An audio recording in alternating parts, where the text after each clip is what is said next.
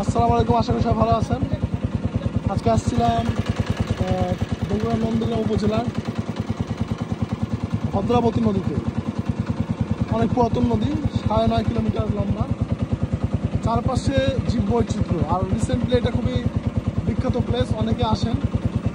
বাংলাদেশ নদীমাতৃক দেশ, আপনারা জানেন অনেক নদী আছে, বাট এই নদীটা সিলেটের রাতারগুলের সাথে যে স্পট, দুই পাশে সয়ান ফরেস্ট, এখানে ওরকম ফরেস্ট না থাকলে এটাকে বন বলা যায়। কারণ আমার নিজের চোখে দেখায় বা আপনারা দেখতে পাচ্ছেন দুই পাশে বাঁশঝাড়, তাল গাছ বিশেষ করে, আর অনেক ধরনের গাছ, জানা অজানা অনেক ধরনের গাছ আছে, এবং পাখি রয়েছে, বক রয়েছে। আমি দেখাই, ওই যে দুটো বক, এবং এমনও গাছ আছে যে পুরা গাছে বক, এবং বকগুলো কিন্তু অনেক খানদানি বক।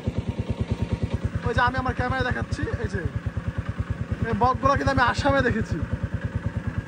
ওই যে পুরোটা গাছই হচ্ছে বক। সো খুব ভালো লাগছে। ছাই কালার বকগুলা, ঝাঁকে ঝাঁকে বক। তো সিলেটের রাতারগুলের সাথে সবাই এটা মিল পায়। অনেকে আসছেন, আমার নৌকাটা রিজার্ভ নিয়ে নিয়েছিলাম মোটামুটি 200 টাকায়, ছোট নৌকা। ওই যে বক,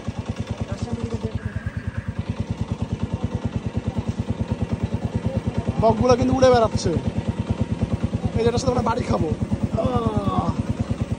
আমি ভিডিও কাটকুট করি না, এগুলো পারিও না, র ভিডিও। এই যে সাপ সাপ সাপ সাপ সাপ, ছোট সাপের বাচ্চা।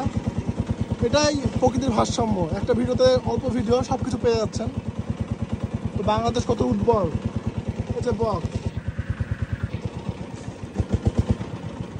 ওই যে আরেকটা নৌকা আসছে অপর প্রান্ত থেকে। আমরা সব ব্যাক করছি এখন। 2-2.5 কিলোমিটার মতো আমরা ঘুরছি। এনারা আসছিলেন।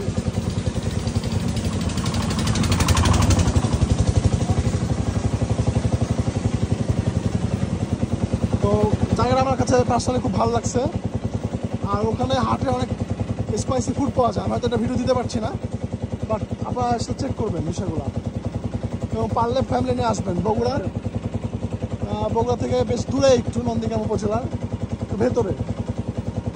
ওখানে একটা ব্রিজ আছে, ব্রিজ থেকে অনেক নৌকা যাওয়া আসা করে।